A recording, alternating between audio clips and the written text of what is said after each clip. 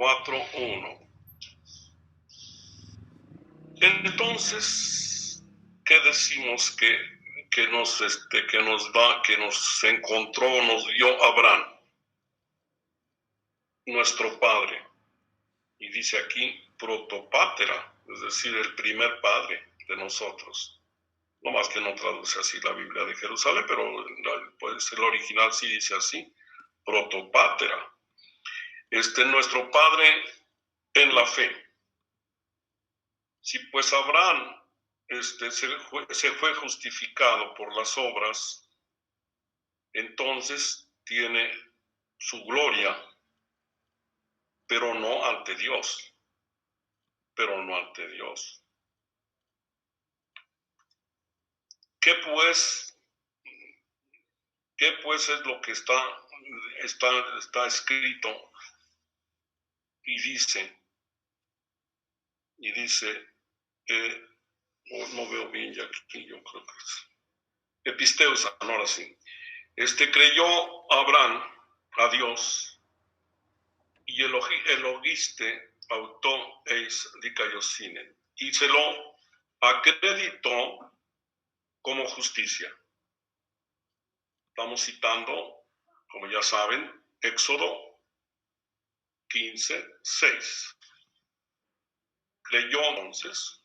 Creyó Abraham a Dios y él se lo acreditó como justicia. Sí, pero si trabajó la merced, el don, no fue reputado como gracia, sino como deber, dice aquí el texto, o feilema. Todeme ergasómeno,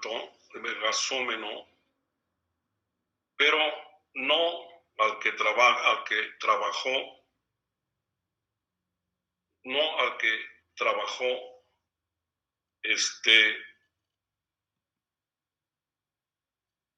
dice al creyente se le da la justicia al impío, sino que se le reputa como justicia, se le acredita como justicia de él, como David lo dijo, bienaventurado el hombre al que Dios le da la justicia fuera de las leyes, fuera de las obras, ergon. Y ahí sigue el Salmo 131. Entonces, me voy al texto porque está más, es exactamente lo que dice aquí a veces en la traducción. Acuérdense que estas traducciones, primero, toda traducción es traición. Segundo, acuérdense que la Biblia de Jerusalén es una Biblia excelente, pero que la hicieron los franceses. Y los españoles la tradujeron para nosotros. Estas Biblias vienen de España. Pero la original está en francés. La tradujeron los padres de l'École Biblique, de allá de Jerusalén. Por eso se llama Biblia de Jerusalén. Es el instituto más antiguo que es exclusivamente para estudiar la Biblia que tiene la Iglesia. Se creó en el año 1900. Y más tarde, en 1910, se creó el Pontificio Instituto Bíblico de Roma. Bueno, ahora sí vamos pues entonces a tratar de entender estos primeros versos. Tenemos ¿cómo decirles? Tenemos como dos partes, ¿me entienden? Estamos en la página 189. Vamos a dividir. Del 1 al 8, se presenta la justificación de Abraham por su fe, que acabo de leer. Y del 9 al 12 se señala que esta se llevó a cabo antes de que el patriarca fuera circuncidado. recuerdo nada más el orden de los capítulos, porque en eso se está fijando el fariseo Pablo. Recuerden que ahorita nos vamos a encontrar con el clásico fariseo, porque Pablo pudo empezar a cambiar un mundo nuevo desde el punto de vista teológico, pero lo fariseo nunca se le acabó. Es muy difícil porque él nació fariseo, hijo de fariseos, como lo va a decir en Filipenses. Yo soy fariseo, hijo de fariseos, de la tribu de Benjamín, circuncidado al 8º día, intachable según la ley. Entonces, aquí lo vamos a ver cómo trabajan hasta ahora todos los rabinos, cómo trabajan la ley los rabinos. Y Pablo la trabaja excelentemente. No llegó a ser rabino. Si colocamos a Pablo, no sabemos cuándo nació Pablo, pero nació entre el 5 y el 10 después de Cristo. Vamos a colocarlo en el 5 para que nos hagan mejor las cuentas. Si colocamos a Pablo en el año 5 y le aumentamos al 5, le aumentamos 14, nos da 19. Entonces Pablo llegó a los pies de Gamaliel a Jerusalén a estudiar a los 19 años. ¿Por qué digo eso? Porque después, cuando en el capítulo 7 lo encontramos deteniendo los mantos para que apedrien a Esteban, dice Neanías, un joven llamado Saulo, así dice. Neanías significa joven. Y se entiende que en el mundo griego y también semita, un joven se le llama hasta los 25 años más o menos. Entonces, sacando algunas cuentas mal hechas, pero lo más apegado que se pueda, Pablo estudió 6 años la Sagrada Escritura. No llegó a ser rabino. La situación se le complicó antes, precisamente porque era un fanático de la ley. Y un fanático es el que me disculpe Pablo, pero fanático es el que defiende pasionalmente una causa sin conocerla. Un fanático de fútbol es el que va a aplaudir cuando entra el gol y cree que lo mete él a los estadios, pero no se sabe ni siquiera las medidas del estadio. No sabe ni si cuánto mide las porterías, vaya. Pero ahí está aplaudiendo. Bueno, pues ese es un fanático. Y Pablo era un muchachillo fanático. Cuando le pasó el asunto de, no tan muchachillo, unos 25 años calculamos, cuando le pasó el asunto aquel de ¿cómo se llama? Del encuentro con Cristo. Entonces estamos con el rabino Pablo, vamos a llamarle así, le vamos a dar el título, porque así como él trabajan los rabinos. En los primeros versos Pablo habla como judío de raza, para quien Abraham era un hombre justo, dice, nuestro padre, nuestro primer padre, así dice en el texto griego. Claro, no, aquí en la traducción de la Biblia de Jerusalén no dice nuestro primer padre, pero acá sí dice protopátera temón, nuestro padre, dice, está hablando como judío. Pero esta justicia, se pregunta el mismo Pablo, aquí lo vamos a hacer más adelante, ¿será fruto de sus obras o de su fe? Primera pregunta. Será la pregunta, pues hubo quienes afirmaron que mediante las obras Abraham había llegado a la justificación. ¿Y quién creen que dijo eso? Les tengo preparada la cita para que la oigan. La dijo el Eclesiástico. El Eclesiástico, capítulo 44, verso 19, óiganlo, y si alguien se da cuenta, me dice inmediatamente dónde está la afirmación principal.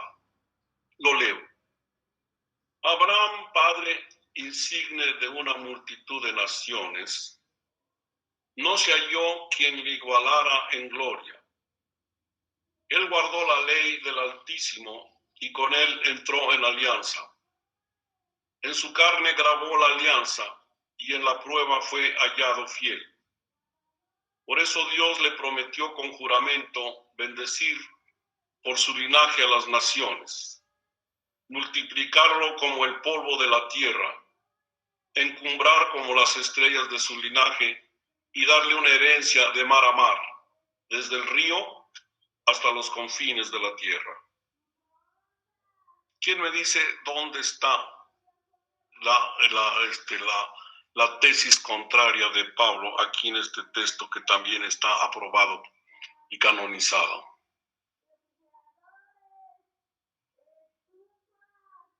Hablen o callen para siempre. ¿Cuál es el problema? ¿Por qué les cité? ¿Por qué les hasta marqué la cita? ¿Qué cita es, perdón, padre? Dios de Israel, eso sí es grave, señorita. Perdóneme. 44:19 de Siráside. Ya lo dije y ya la leí.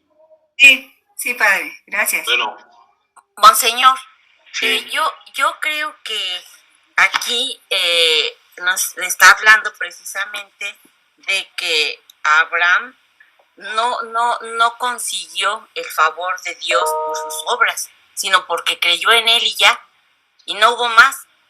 Dios le ofreció el regalo de toda su descendencia, ¿no? Sin necesidad de ganárselo con obras. Bueno, eso está muy bien. Ahora, ¿qué dice el Siráside? Lo que usted está diciendo es la tesis paulina, la estamos leyendo. Y está bien, la vamos a ver cómo Pablo verdaderamente en este momento fue mejor rabino que el que escribió, que me disculpe, porque Siráside, Jesús ben Sirac, era un hombre sabio. ¿Dónde está el problema? En el verso 20. ¿Qué dice? Al guardar la ley del Altísimo y con él estableció una alianza en su carne, selló esta alianza. Ya se entendió. Está diciendo el verso 20 que porque guardó la ley Abraham, ¿cómo se llama? Entonces entró en una alianza con Dios.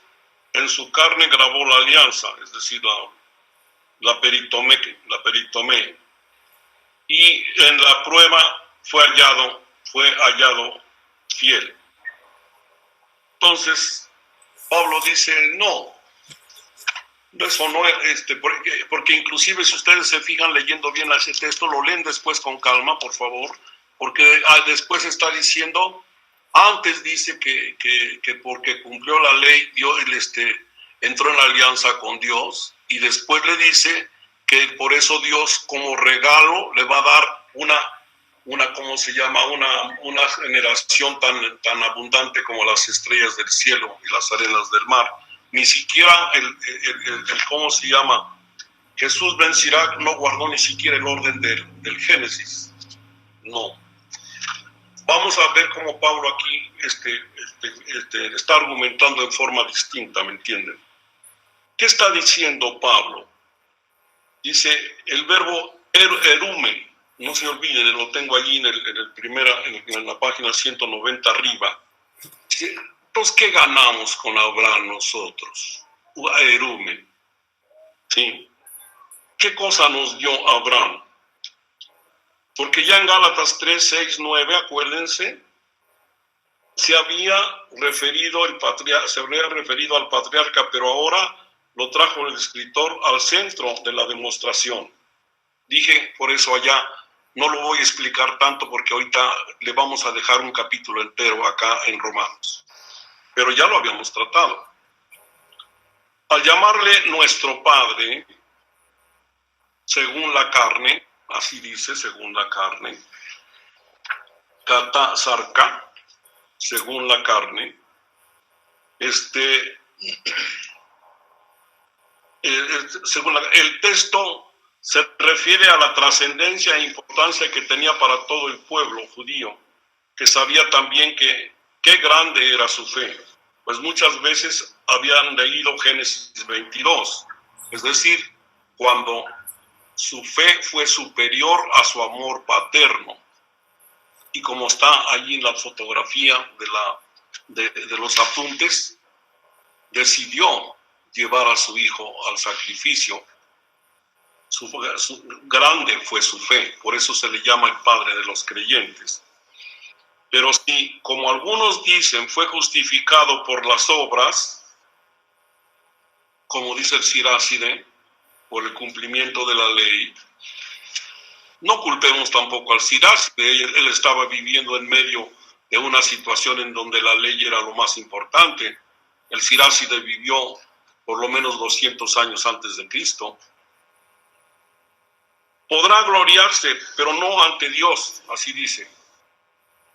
Si esa justificación la obtuvo por sus obras, podrá gloriarse ante sí mismo, pero no ante Dios.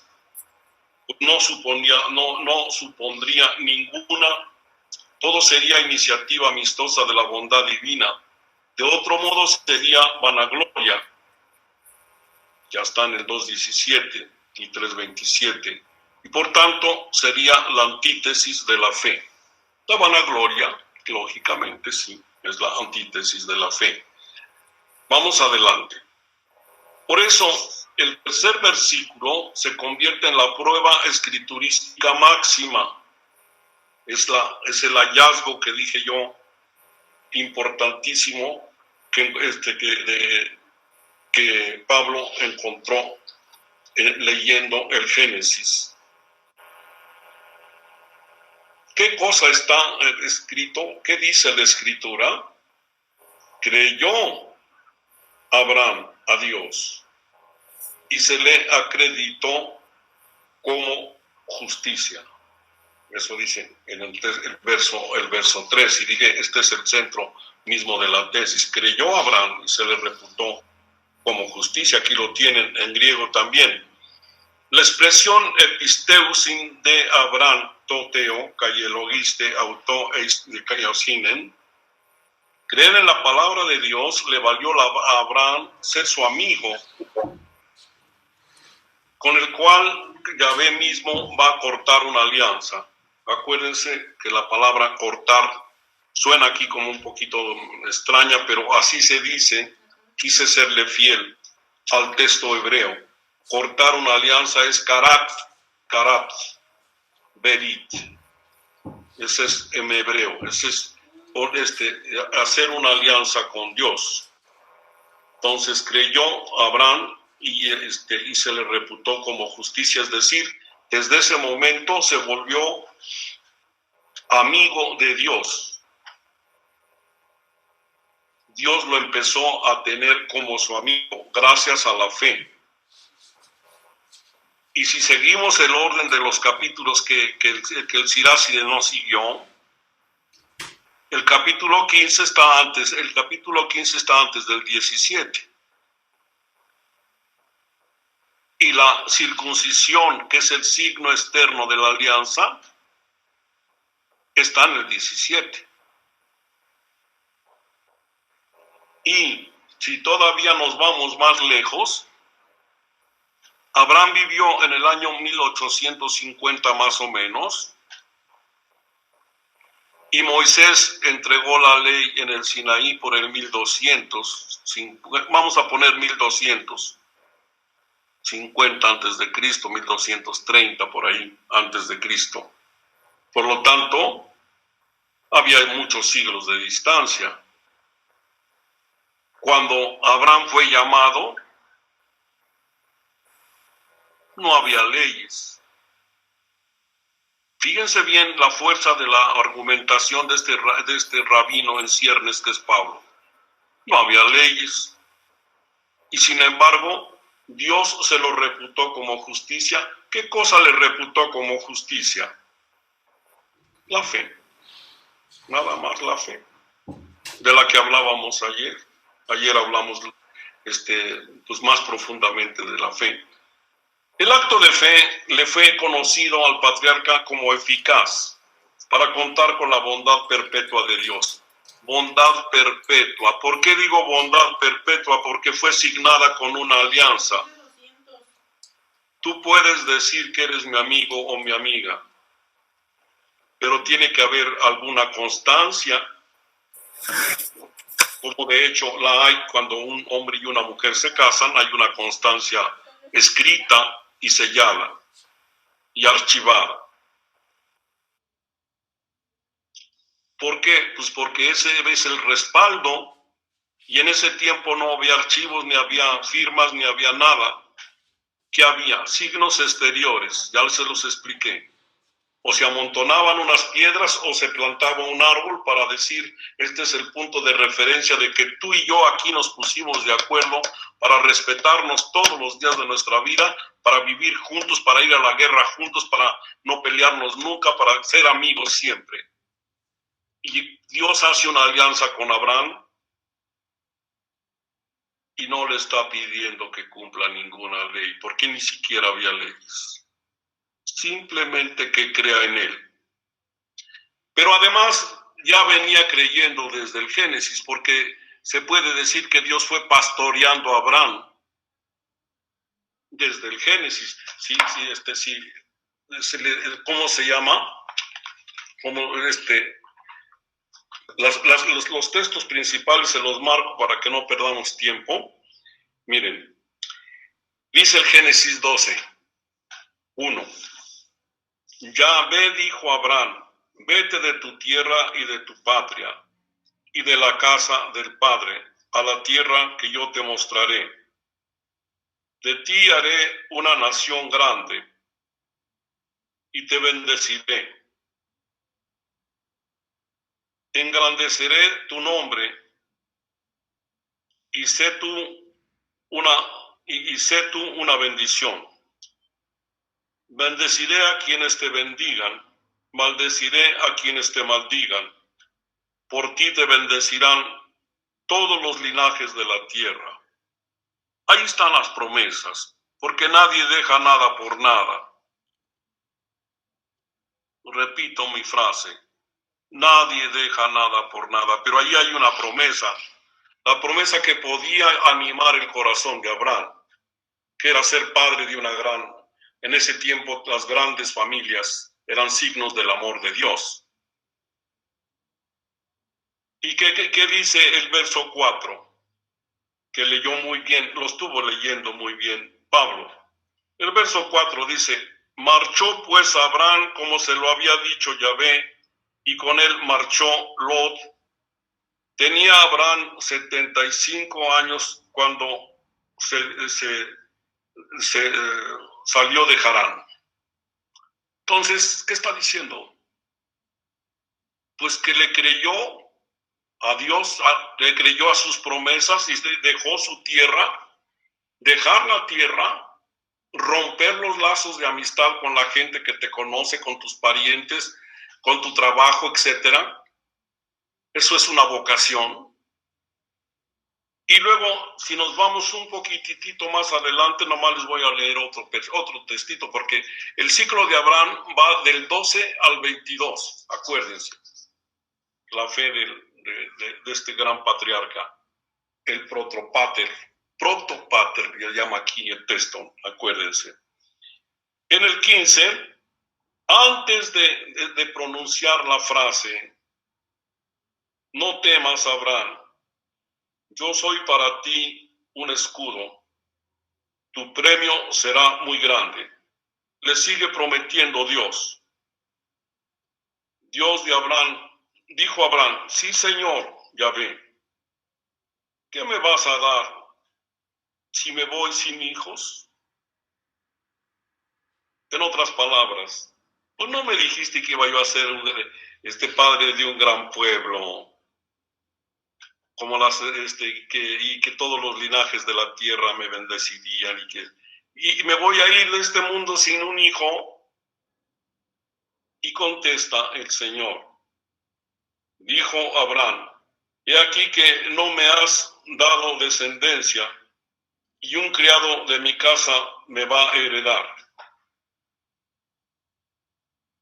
Mas he aquí que la palabra de Yahvé le dijo: no te va a heredar ese, sino que te heredará uno que saldrá de tus entrañas.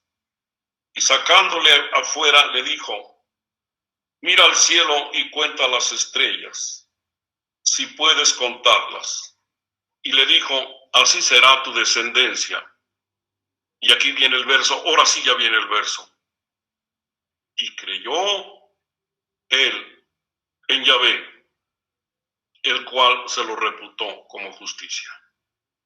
Porque antes era una promesa. Ya había caminado 1000 kilómetros y no veía que naciera un hijo, porque ambos eran viejos.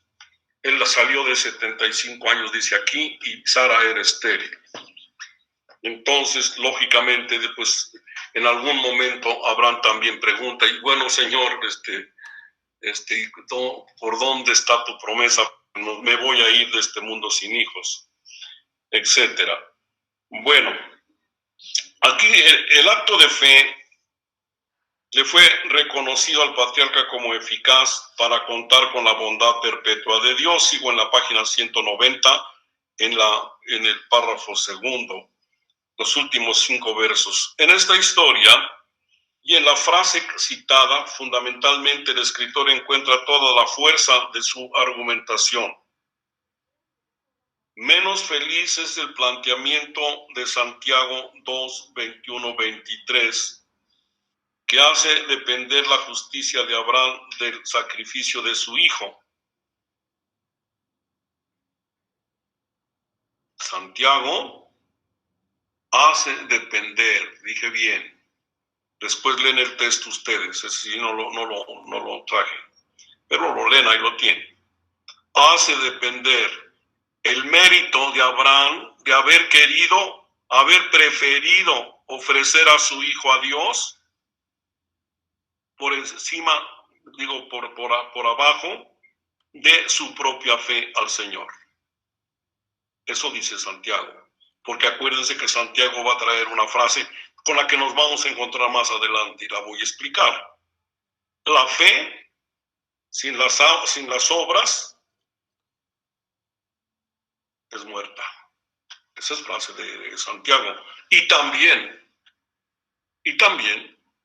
es frase inspirada. Y también es cierta. Y Pablo nunca la niega, como lo vamos a ver más adelante. Nunca niega eso. Pero no se contraponen los agiógrafos. Cuando digo agiógrafo me refiero a los 2 escritores sagrados. Hagios en griego quiere decir sagrado y grafos es el escritor. Para que todas esas palabritas, después estoy hablando con asesores y futuros sacerdotes. Nuestro problema es que cuando estudiamos teología, sin darnos cuenta, nos vamos aprendiendo palabras. Y cuando acordamos, ya las manejamos perfectamente, como las manejan los maestros.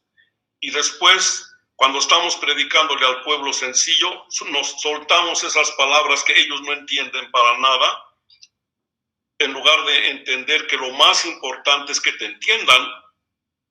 El buen comunicólogo no lo es porque diga palabras, ¿cómo se pueden decir? Incomprensibles, sino porque se pone a la altura. El ejemplo es el gran comunicólogo Jesús, que se puso a la altura de los pastores y agricultores de su tiempo. De allí sacó la base de sus ejemplos y imágenes con las que trabajó. El gran comunicólogo. Bueno, los agiógrafos, dije, iba yo en la palabra agiógrafo. Pues Pablo habla de la justificación y Santiago de las obras como epifanías. Perfecto, ya con eso está dicho todo. Pablo dice que la justificación es gratuita. Dios nos hace sus amigos como regalo propio de un padre. Pero la comprobación de que soy amigo de Dios es que actúo de acuerdo a esa amistad. Y en mi conducta se refleja epifanía. Epifano, es manifestarse. En mi conducta debe manifestarse la amistad que tengo con Dios, porque si no se manifiesta, entonces, quién sabe qué tipo de amistad tenga. A lo mejor ni la tengo, ¿me entiendes? Perfecto. Bueno, entonces no hay pues ningún problema, porque después Pablo en Gálatas 5:6 y Romanos 7:6 se encuentra otra vez, se encuentra con la misma idea y vuelve a justificar, no se contraponen los hagiógrafos, vuelve a decir que si tu fe no se hace caridad, en vano está muerta. También no lo dice así, eso lo dice Santiago, pero es lo mismo. O sea, Pablo no se contrapone a Santiago, porque muchas veces se han querido en la iglesia enfrentar a Santiago con Pablo en el terreno teológico. Y realmente esa carta, que pues quién sabe si sea de Santiago, pero de todas maneras es canónica, eso sí dice la fe sin las obras, pero la fe es anterior a las obras y la justificación es posterior a la fe. Y después de la justificación, esperamos de todos que fructifiquen. Yo creo que ahora sí ya nos entendí. Los versos 4 y 5 de la página 191, para completar el pensamiento y ponerlo más al alcance del lector, se contraponen dos términos: obra, salario, derecho, fe, justicia y gracia. Se contraponen esos términos aquí. Al que realiza una obra se le debe una recompensa. En cambio, la justificación la concede Dios absolutamente como regalo. Volvemos otra vez a la misma idea, porque es el centro de toda la tesis, que solo supone la confianza en Él. Solo eso. ¿Qué tienes que hacer para que Dios te justifique, para que Dios sea tu amigo? Creer en Él, creer en su enviado Jesucristo, confiarte plenamente en Él, ponerte en sus manos, y ya lo veremos en el capítulo 5, cuando hablemos de la esperanza y de la paciencia. Bueno, sobre todo en la aflicción va a decir allá, pero ahorita no me quiero adelantar. Entonces nada más es eso es todo lo que tienes que hacer, ponerte en sus manos. Como decíamos ayer, aceptar la mano de Dios que te rescata. Ayer hablábamos del rescate, hoy estamos hablando simplemente de la fe. Al que realiza una obra se le debe un salario, etc. Pero Dios nos concede la justificación gratuitamente, que solo supone la confianza en Él y su misericordia, o sea, su amor. Después de reconocer humildemente la imposibilidad de salir del pecado por esfuerzos personales, de eso ya lo hablamos, ya no tengo que explicar más. Ni el griego ni el judío, nadie puede salir de sus pecados. Se necesita la intervención divina, y esa se hace gratuitamente y por amor, sin suponer de parte del hombre nada. Las obras, según Santiago, van después. Bueno, espero que no se me confundan, por favor. En los versículos siguientes, el predicador recurre al Salmo 31. Pues yo puse 32, a ver, revísenmelo, porque entiendo que en las contabilidades de los salmos se me hace que aquí me puso el 31 en mi ¿cómo se llama? En mi texto griego, pero es el 32, Salmo 32, verso 1 y 2. Atribuyéndoselo a David, dice que el padre David, quien agradece cantando que Dios perdona gratuitamente los desvíos de los pecadores, declarándoles felices a los beneficiarios. La mentalidad popular hebrea creía que las obras buenas compensaban a las malas, como en una balanza.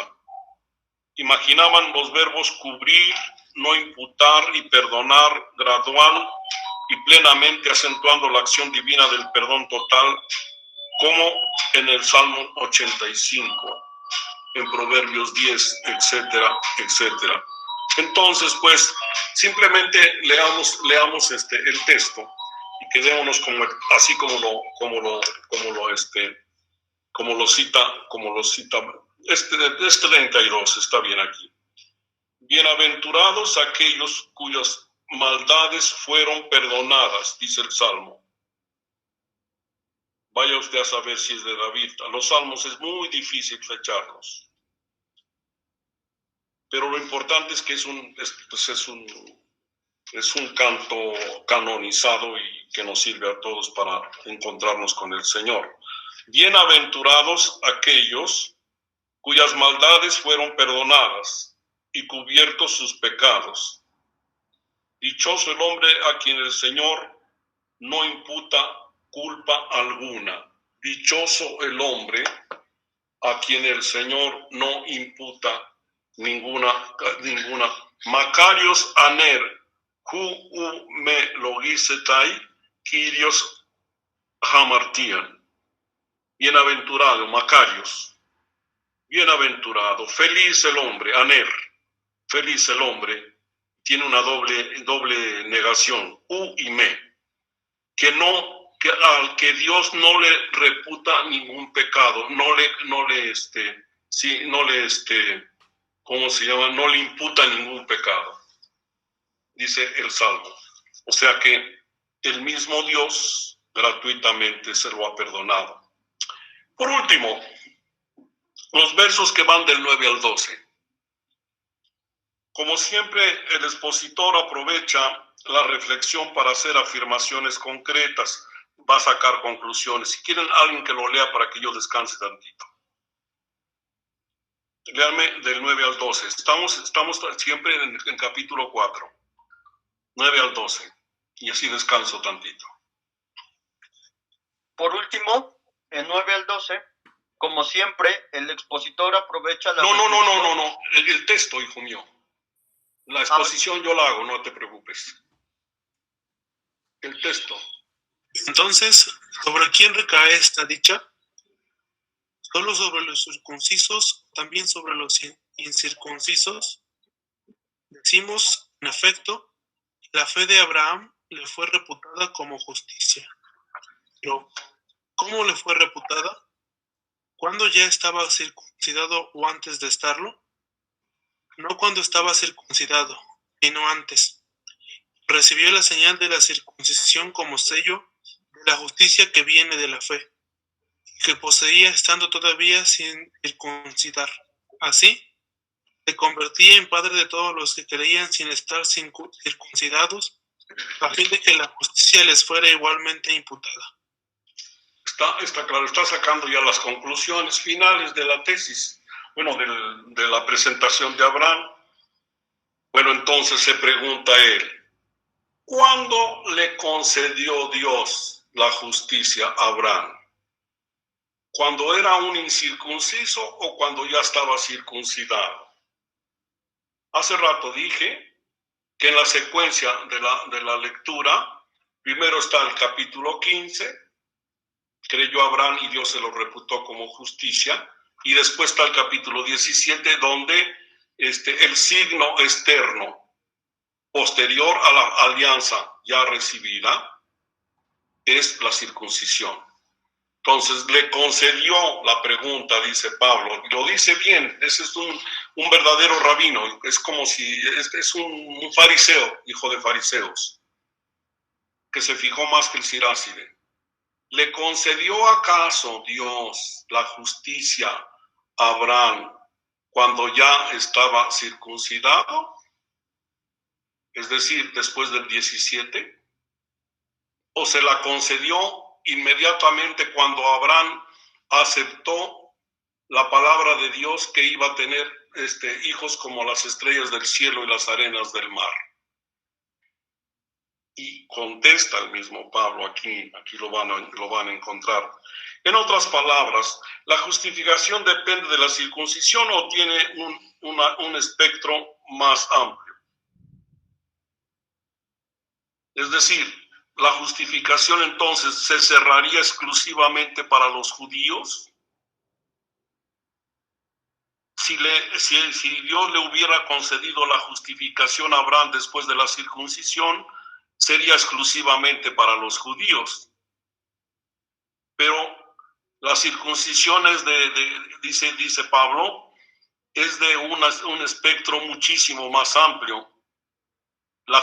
Si se lo concedió a un pagano, que era Abraham, entonces en Abraham todos los paganos tienen esperanzas de ser justificados. Y de hecho, terminamos ya el verso, y de hecho, Abraham, nuestro padre, puede considerarse como el padre de todos los que no tienen, de los que tienen y no tienen la circuncisión, sino los que siguen las huellas de la incircuncisión también, a través de la fe de nuestro padre Abraham. Entonces terminamos diciendo, ya termina el capítulo diciendo, esta es la conclusión de todo el examen que le hace, de toda la exégesis, porque así se llama, la exégesis de Pablo, del rabino Pablo, del fariseo Pablo, a un texto del Antiguo Testamento que había leído con mucho cuidado. Porque si su tesis principal era la justificación nos llega por la fe en Jesucristo, no por la ley, se había encontrado un texto que le sirvió mucho y que lo trabaja en el capítulo 4 de pe a pa, completamente, y saca conclusiones. Entonces, por lo tanto, si la justicia se le concede a un pagano porque cree, sin que conozca la ley, porque faltaban muchos siglos para que llegara la ley del Sinaí, y faltaba todavía la alianza personal con Abraham y el signo externo de la circuncisión, quiere decir que todos los hombres del mundo en Abraham fuimos justificados. Como Abraham fuimos justificados en Cristo Jesús. Basta la fe en Cristo Jesús. Así termina pues este capítulo. Preguntas, por favor. Espero en Dios que se haya entendido lo de ayer y lo de hoy. Y vamos a ver si podemos empezar ya el 5:1 al 11, la justificación prenda de salvación. Monseñor, Sí. ¿podríamos decir entonces que este fue el principal argumento que llevó Pablo al Concilio de Jerusalén para convencer o para hacerle ver a Pedro, a Santiago y a Juan que no era necesario que se circuncidaran los paganos? No, el libro de los Hechos de los Apóstoles no dice cuál fue la argumentación de Pablo y Bernabé. Porque allí en ese concilio, pues yo digo que en todo concilio tienen que hablar todas las partes, aunque se decidió algo tan extraordinario como es aceptar al cristianismo a cualquier persona. Basta con que acepte a Dios creador y a su Hijo como Salvador y se arrepienta de sus pecados para ser aceptado por medio del bautismo. Los únicos que hablan es Pedro y Santiago. Pablo no habla, pero de hecho actúa, porque él ya había aceptado a varios, les había dado el bautismo sin la circuncisión. Y aparte de eso, dice allá, se acuerda que ya lo pasamos, señora, en Gálatas. Y iba con nosotros Tito y no estaba circuncidado. Sí, o sea, no hay un discurso, o sea, no hay nada, no se dice lo que Pablo dijo ahí en el concilio, pero estaba actuando. Llevaba a Tito y no estaba circuncidado. Sí. Y además, dice, las llamadas columnas me aprobaron. y me dijeron que siguiera yo con los paganos mientras ellos iban a dedicar a los judíos. Bien por su pregunta, muchas gracias. Gracias, Monseñor. Monseñor, Adelante. yo tengo una pregunta. Sí, pero Esa no, exégesis. Sí, no tiene su hijo. Ah, es que estoy trabajando. adelante. Exégesis de I need see you. Sí. los 14 años. A ver, sigue. Es que no oí bien. Gracias. Sí, Perdón, por favor. perdón. sí, no te oigo. Le decía yo que si esa exégesis de Pablo sobre nuestro padre Abraham fue como resultado en parte por estar meditando los 14 años en el desierto. Digo que es posible, sí, lógicamente la formación de Pablo fue muy grande. Primero fue familiar, acuérdense. Él era fariseo, hijo de fariseos, y si fue circuncidado al 8º día, quiere decir que desde la familia tenía una formación religiosa muy grande. Y allá en la ciudad, muy conocida en su tiempo, en su ciudad natal, había sinagoga. Aparte pues de la familia, llevaba una formación sinagogal. Allí aprendió a escribir. Las sinagogas también para eso eran, para enseñar a leer y escribir y aprender la Sagrada Escritura. Pero aparte, dije yo que calculándole unos 6 años que haya pasado a los pies de Gamaliel, aparte se pasó unos 12, habíamos hablado de 12 años, en el silencio del desierto, meditando la palabra de Dios. Lógicamente, con todas las, como hacemos todos, vamos a una universidad, nos preparan, nos dan los elementos, no nos enseñan todo. Pues, lógicamente en una universidad nunca enseñan todo, pero nos dan las bases para que después salgamos y reflexionemos por nuestra cuenta. Si tú me preguntas si yo sé Biblia exactamente lo que sabía cuando terminé después del Bíblico de Roma en Jerusalén, estudié otros 2 años, si yo sé Biblia actualmente lo mismo que sabía entonces, no, ahora sé mucho más. ¿Por qué? Porque ya llevo 45 años de estar enseñándola y poco a poco voy adquiriendo más conocimientos yo mismo. Entonces, son muchas las fuentes que cooperan con nosotros. No vamos a negar que todos venimos de una familia, que todos tuvimos oportunidad. Yo estuve en una escuela pues cristiana de los salesianos, mi primaria, y después el seminario, etcétera. Y ustedes también tienen formación que les ha dado Dios a través del tiempo. Y al final de cuentas decimos, ¿aprendí más en la universidad de la vida o aprendí más en las aulas de una universidad? Pues quién sabe. Yo lo que no sé, lo que sí puedo decir es que no se puede negar nunca lo grandioso que significa estar dentro de unas aulas. Porque las aulas nos dan la orientación. A nosotros nos toca después pues experimentar con la vida, porque todo lo que aprendemos es para aplicarlo a la vida. Entonces yo entiendo que a Pablo le llegaron conocimientos de muchos lados. Gracias. Muchas gracias. Adelante.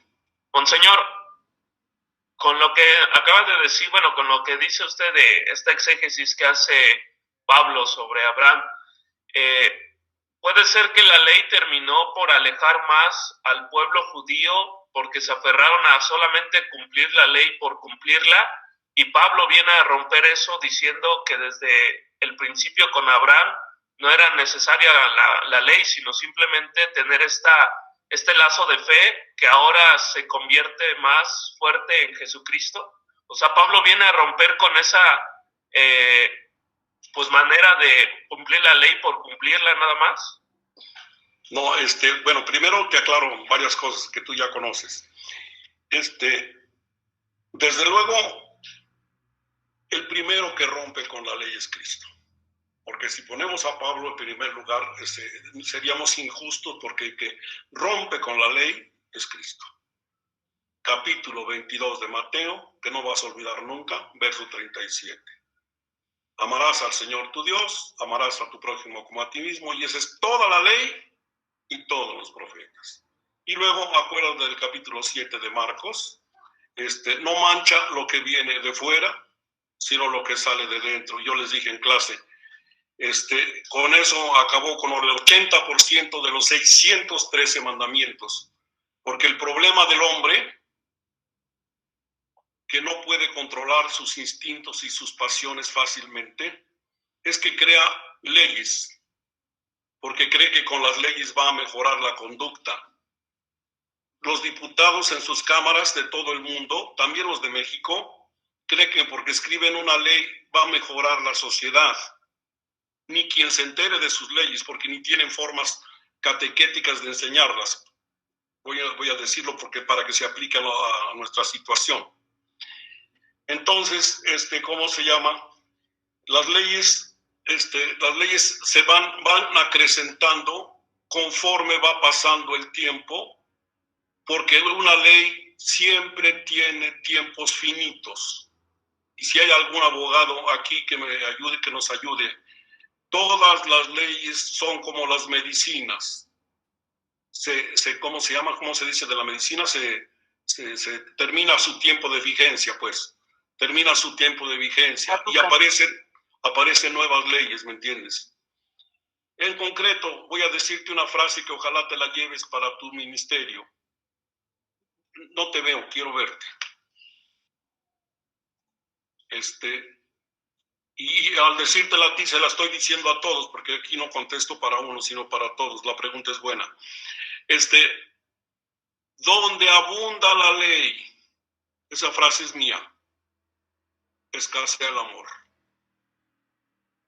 Esperamos que les sirva esa frase.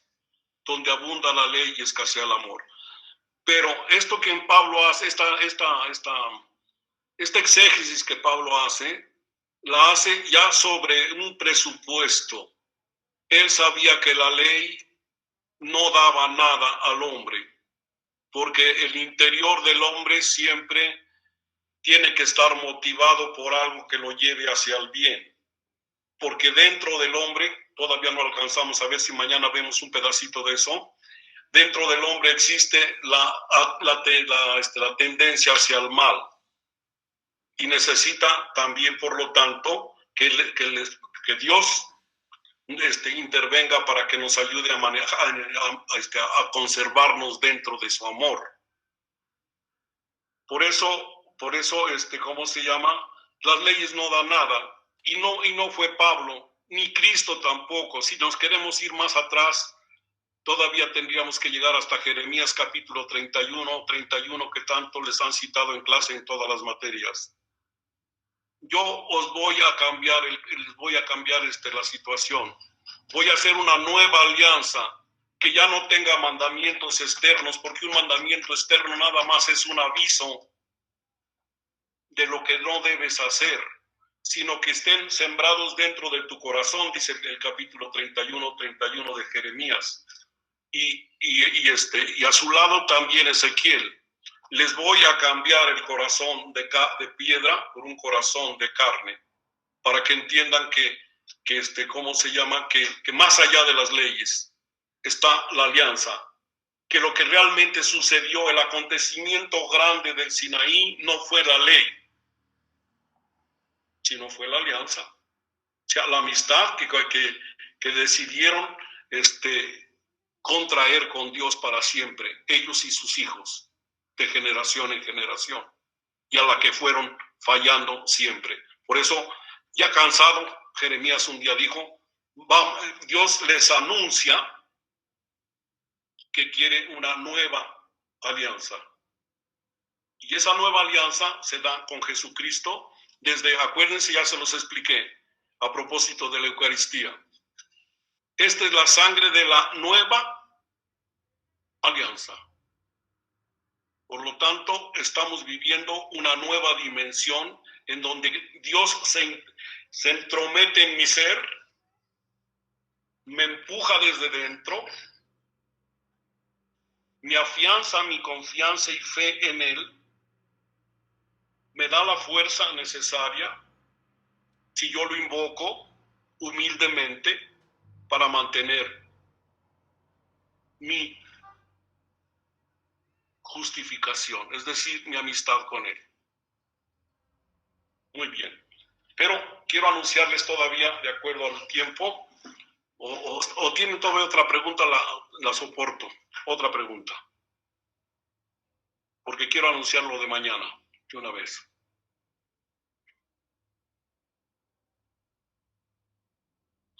Yo lo que quiero es esto. ¿Se está entendiendo? A mí me Sí, monseñor. a mí como maestro me encanta que se entienda. Eso es todo. ¿Me entiende? Sí, padre. Bueno, gracias. ¿Alguien más? Padre María del Rayo, pregunto. Sí. Con esto se puede decir, yo tengo la seguridad que Dios nunca ha castigado a la humanidad. El castigo, ¿cómo se puede decir? Muchas veces ha sido interpretado como si fuera venganza de Dios, porque los trabajadores de Dios, los profetas, no tenían en sus manos más que la pedagogía que podía llegar al corazón de los hombres, una pedagogía primitiva y barata. De hecho, los mandamientos también son formulaciones primitivas para pueblos primitivos. Cualquier psicólogo de ahora o pedagogo nos diría, nunca digas no. O sea, no matarás, no fornicarás, no hurtarás. No. Cristo nunca habló así. Cristo dijo, bienaventurados los pobres de espíritu, porque de ellos es el reino de los cielos. Vino a matar a los que han decidido por su fe seguir a Dios. Las bienaventuranzas suponen la vivencia del reino. Quien no viva el reino jamás vivirá las bienaventuranzas. Entonces, son formulaciones nuevas de pedagogía nueva. Pero Dios se va revelando de acuerdo a la capacidad de las personas.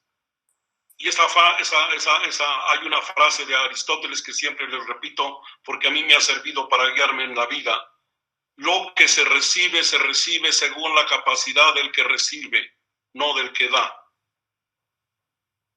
Y ya les dije yo tengo una jarra de agua, pero tú tienes un vaso.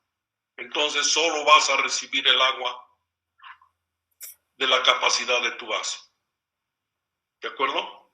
Entonces, Dios va poco a poco develando, porque revelar es eso, develar es quitar el velo. Va develando poco a poco su presencia en la historia y va haciéndolo de acuerdo a la capacidad que tiene el hombre de aceptarlo. Pero aquí en la plenitud de los tiempos, Gálatas 4:4, o como dije ayer, Nuni, dije yo, esto vale tanto como la pleroma, tu cairú, perdón, vale tanto porque es el cambio. Ahora fuera de la ley, Dios ha querido inaugurar una ruta nueva para que el hombre lo alcance y viva en él. Y es la ruta de la fe, mediante la muerte de su Hijo. Sí. Gracias. Creo haberte contestado, sí. Gracias. Entonces, el problema, quiero todavía terminarlo.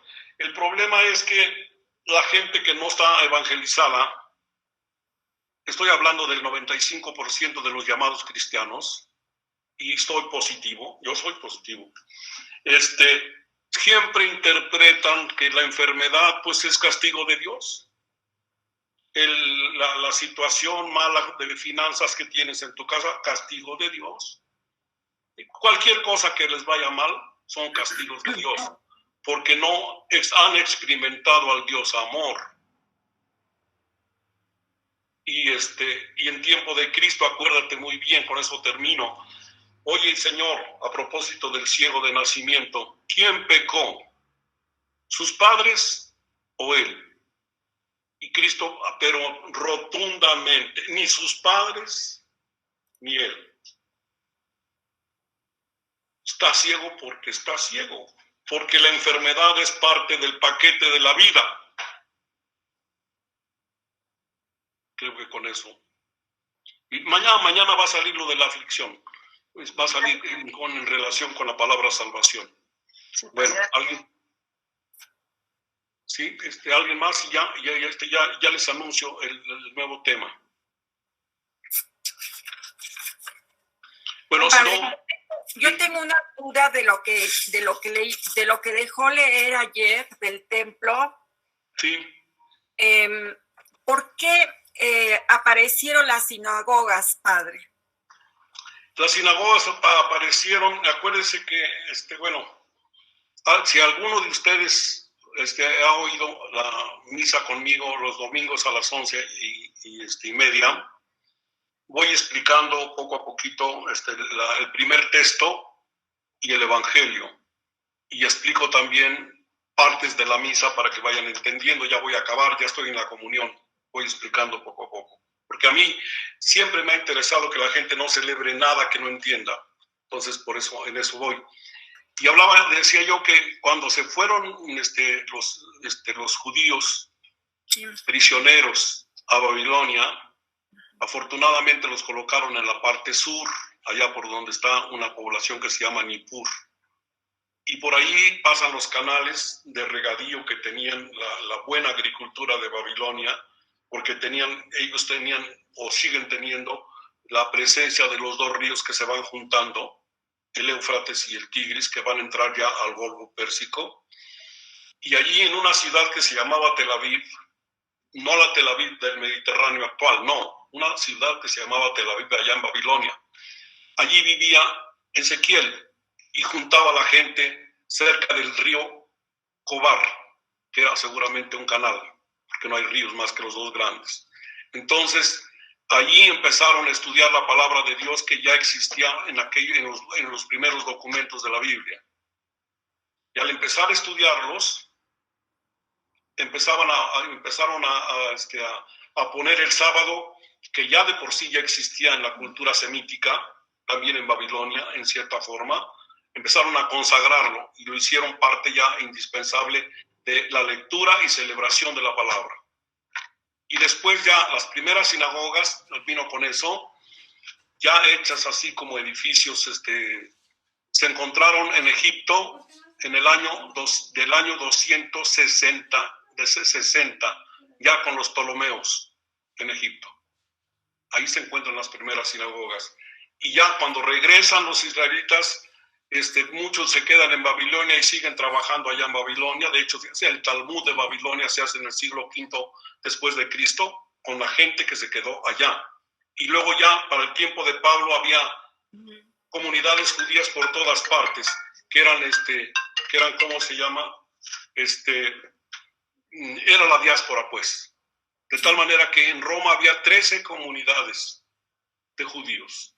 Y por todos lados por donde pasaba Pablo había sinagogas. Gracias. Sí, gracias, padre. Bueno, allí mismo en el texto aparte de cómo se llama del templo, allí atrás en ese mismo libro está la sinagoga. Ahí está toda la historia. Claro, ahorita hice un resumencito muy chiquito, pero ahí lo puede usted leer. Muy bien.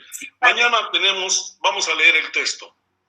5:1 al 11. Alguien que lo lee, yo lo digo 2 palabras y nos vamos. Ya mañana lo trabajamos. 5:1. Así pues, libres ya de culpa, gracias a la fe, tenemos paz con Dios por medio de... ¿Más fuerte se puede? No, es que es un audio, Adella. Ah. ¿Se puede acercar a su audio? Acérquese. Eso, ya oímos. Libres ya de culpa, gracias a la fe, tenemos paz con Dios por medio de nuestro Señor Jesucristo. Pues Cristo gozamos del favor de Dios por medio de la fe y estamos firmes y nos alegramos con la esperanza de tener parte en la gloria de Dios. Y no solo esto, sino que también nos alegramos en el sufrimiento, porque sabemos que el sufrimiento nos da firmeza para soportar. Esta firmeza nos permite salir aprobados y al salir aprobados nos llena de esperanza. Esta esperanza no nos defrauda, porque Dios ha llenado con su amor nuestro corazón por medio del Espíritu Santo que nos ha dado. Cuando nosotros éramos incapaces de salvarnos,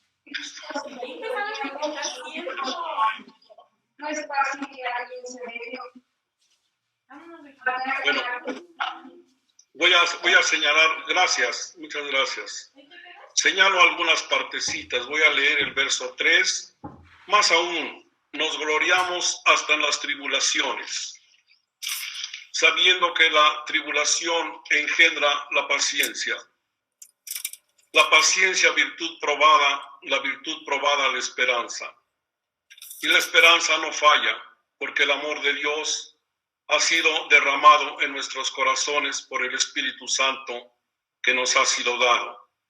En efecto, cuando todavía estábamos sin fuerzas, en el tiempo señalado, Cristo murió por los impíos. Esta es una de las frases que quiero que se graben, porque este es el tema de mañana.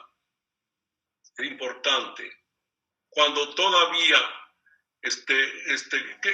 éramos pecadores, Cristo murió por los impíos. En verdad, apenas habrá quien muera por un justo, por un hombre de bien. Tal vez se atrevería uno a morir. Mas la prueba de que Dios nos ama es que Cristo, siendo nosotros todavía pecadores, murió por nosotros. ¿Cuánto más, con cuánta más razón, pues justificados ahora por su sangre, seremos por él salvos de la cólera? Y aquí aparece la tesis de mañana, el trabajo de mañana. Una vez que hemos sido justificados, fíjense bien, una vez que hemos sido justificados, falta todavía algo muy importante. Ya apareció otra palabra, porque todos los días vamos descubriendo cosas nuevas. La palabra salvación. Aquí dice como en la traducción de mi Biblia, dice como los protestantes, ¿no? Seremos salvos. Es lo mismo, pues. Pero ya apareció la palabra salvación. ¿Y cuál es la diferencia entre justificación y salvación? Yo ya me hice amigo de Dios desde el día de mi bautismo. Ya estoy justificado. Pero todavía tengo mis pasiones desordenadas. Si no he empezado a caminar dentro de la vida del Espíritu y no he descubierto la centralidad de Cristo dentro de ese camino y la presencia del Espíritu Santo que me tiene que ayudar con sus 7 sagrados dones, entonces estoy en peligro de resbalar en cualquier momento. Todavía mi salvación no ha llegado. Llegó la justificación, pero me falta la salvación, es decir, me falta el encuentro definitivo con Dios, que ese sí ya es inamovible. Pero desde luego que ya mi trabajo ya empezó desde el principio. Yo ya soy de Dios desde el día que reconocí mis pecados, me arrepentí y empecé a creer en Él, porque mi fe logró su sonrisa, su amistad conmigo. Soy su amigo. Él no me puede dejar porque soy su amigo, porque Dios nunca olvida a sus amigos. Pero todavía estoy, como dice el texto, mañana lo vamos a desglosar, expuesto a las tribulaciones, expuesto a las tentaciones. Y cuando rezamos el Padre Nuestro no decimos, quítame las tentaciones, Señor. No, no le decimos eso, le decimos que nos libre de caer en ellas, porque todavía no tenemos la salvación asegurada. Aquí entra otro concepto nuevo. Vamos gradualmente. Mañana lo vamos a explicar más a fondo, ¿me entienden? ¿De acuerdo? Sí, padre. Sí, padre. Voy a leerles este pedacito. Hasta ahora hemos venido hablando de justificación, porque había que convencer a los lectores, sobre todo a los procedentes del mundo judío, que la justificación no es mérito del hombre, sino don generoso de Dios mediante la fe. ¿Por qué a los judíos? Porque los judíos estaban aferrados a su ley y creían que la justificación llegaba por el cumplimiento de la ley. Los paganos eran más flexibles, más dóciles al entendimiento de lo que explicaba Pablo, pero los judíos le costaban más trabajo. Es cierto que ya nos han sido perdonados los pecados, Romanos 5:19. Pues el justo es un hombre de corazón limpio. Precisamente la justificación sus cimientos fundamentales es el perdón del pecado, el arrepentimiento y perdón del pecado para que yo viva con corazón limpio delante de Dios. Ya iniciamos y cultivamos la amistad divina, ya somos amigos de Dios, pero aún no estamos seguros de nuestra meta eterna, pues la justificación es un aspecto de la salvación. Esa es la frase. Porque la justificación es un aspecto de la salvación. Ambos términos son distintos, pero a su vez complementarios. El uno sigue al otro. Después de la justificación, ya estoy viviendo la vida de Dios. En las palabras de Cristo, el reino ya está aquí. Si yo determino vivir bajo la mirada paternal de Dios, si yo le dejo mi corazón a Dios y cada día lo abro más para que Él penetre, estoy viviendo su reino, pero no estoy confirmado en la fe, podríamos decir así. En la fe sí, pero quiero decir, no estoy confirmado en forma definitiva. Más aún, para los que vimos San Juan el año pasado, en el diálogo con Nicodemo, no puedo vivir el reino, yo no puedo vivir bajo la mirada amorosa del Padre. Se me va a olvidar a su presencia todos los días. Si no nazco de arriba, si no nazco del agua y del Espíritu. Porque vivir bajo la mirada paternal de Dios, es decir, estoy hablando con el lenguaje de Cristo. Vivir bajo la mirada paternal de Dios no es decisión mía, es también ayuda de Dios. Lenguaje de Cristo. Y llegamos con Pablo y está a su manera diciendo lo mismo. Ya llegamos a la justificación. Gracias a la bondad de Dios, pero todavía nos falta asegurar la salvación. Es el último paso. Espero que se esté entendiendo. Así que mañana leen con mucha calma este capítulo 5, todo el 5, y me dedico a explicarlo, porque tengo ganas que mañana también veamos algo del 6. Porque el 6 es el bautismo. Sin el bautismo no hay nada. Y la imagen que Pablo usa para el bautismo es muy bella. ¿De acuerdo? ¿Alguna pregunta más y nos vamos? Padre, me volveré yo nuevamente. Estaba meditando lo que se dijo ayer acerca de la inclinación al pecado y traté de, de irme guiando. Es pequeño lo que le voy a leer, Padre. No sé si es correcto o no. El origen del pecado es suscitado por el demonio, que queriendo ser como Dios comete parresía contra él. Y como sabe que no puede ganarle, hace daño tocando el interior de los primeros seres humanos, que es la creación amada de Dios, y los inclina al pecado. Y por consecuencia, las sucesivas generaciones quedamos marcadas por esa misma inclinación. Pero el amor de la Santa Trinidad por nosotros realice el proyecto de salvación para que nos volvamos a encontrar.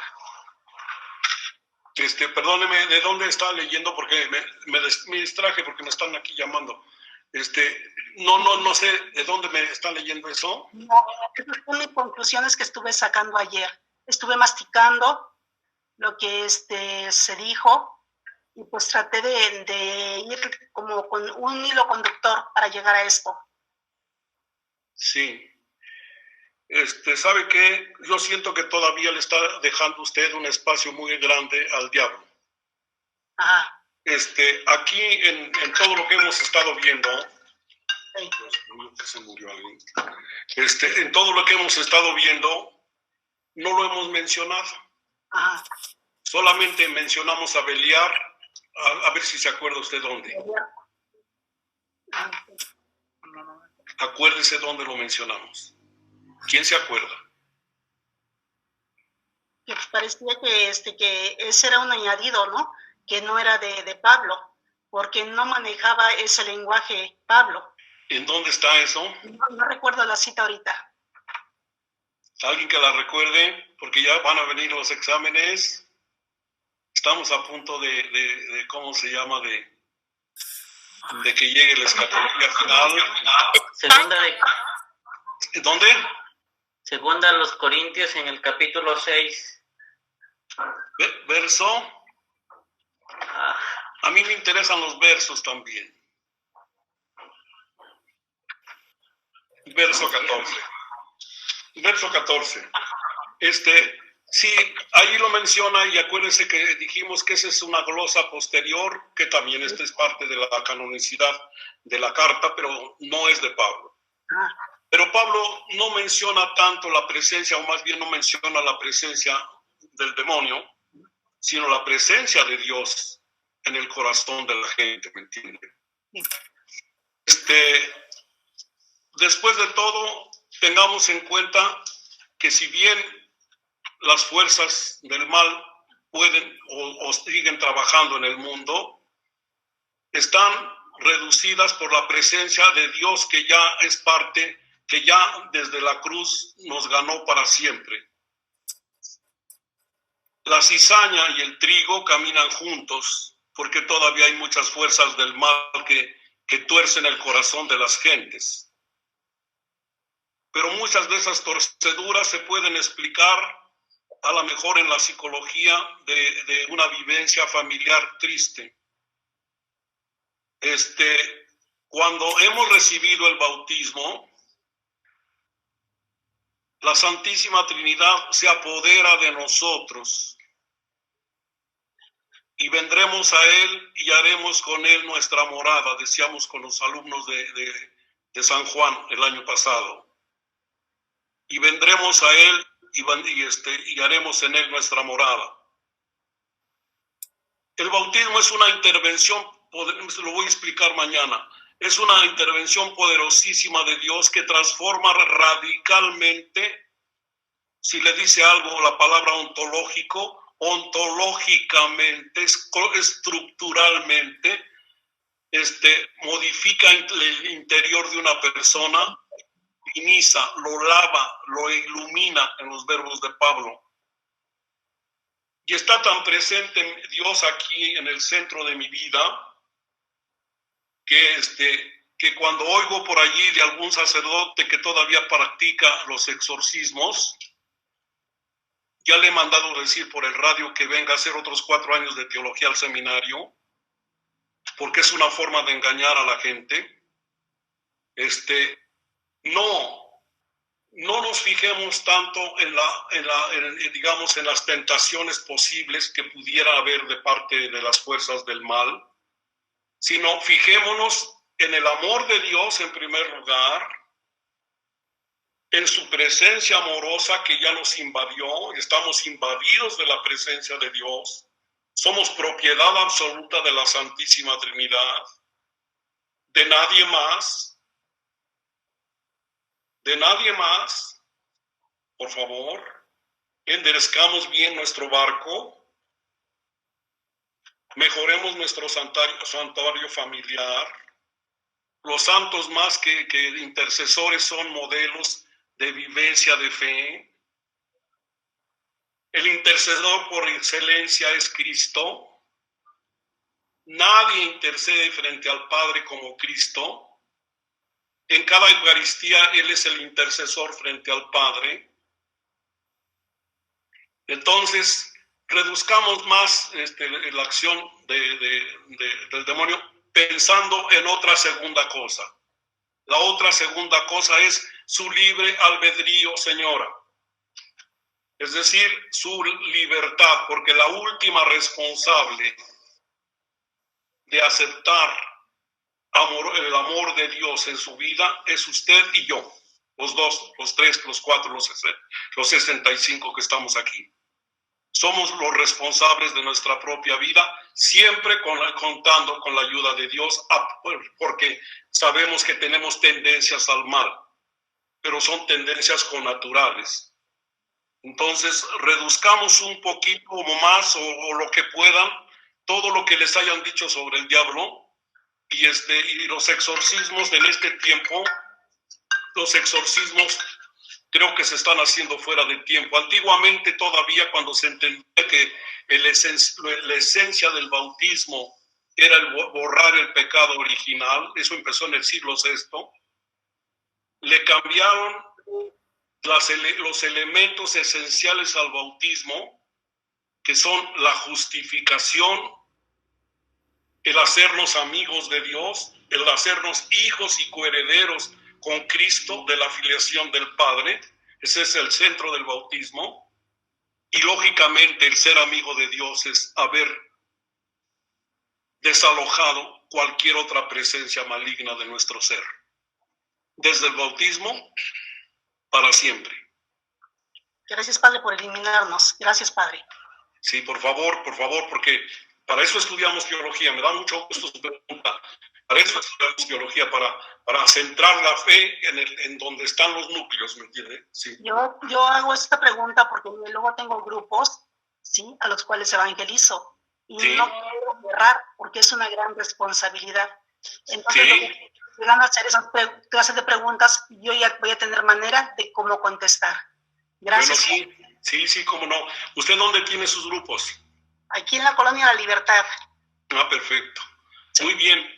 Sí, pero sí, para eso estudiamos teología. Sí. También para eso pero los futuros sacerdotes para eso estudian teología, para orientar su fe y después orientar la fe de los demás. Gracias, Padre, muy amable. Acuérdense que el cristianismo solo se compone de dos cosas: palabra y sacramentos. Sí.